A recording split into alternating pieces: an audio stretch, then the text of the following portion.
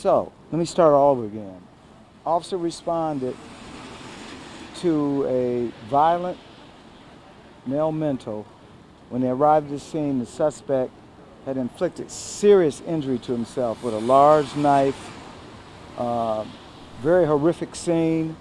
As the officers got there, they were doing everything they could to remove the weapon from the individual. As they were doing that, the suspect began to stab our officer several times in the leg.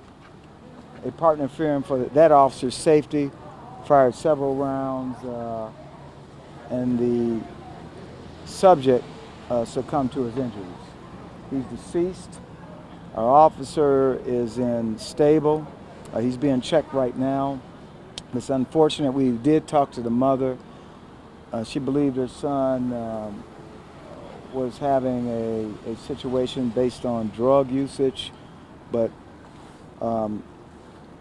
unfortunately he didn't make it. But you know, our officer is in good condition. Chief, so we're clear, the officer was stabbed multiple times, or the officer was shot What in the head? information, and that's the other part, he was stabbed initially several times in the leg, and we believe, we're not certain, because the suspect was not armed with a firearm.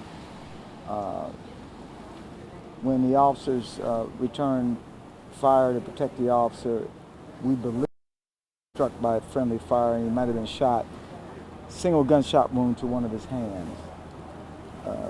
So they're checking him out now, and he's been in being examined, so we just don't know at this point. Tragic situation, but it could have been worse. And that's what our officers deal with every day. When you talk about dealing with a person having a mental crisis, who's armed with a weapon, who clearly, it was a very horrific scene, according to the information I got, in terms of the injury he inflicted on himself. It was tragic.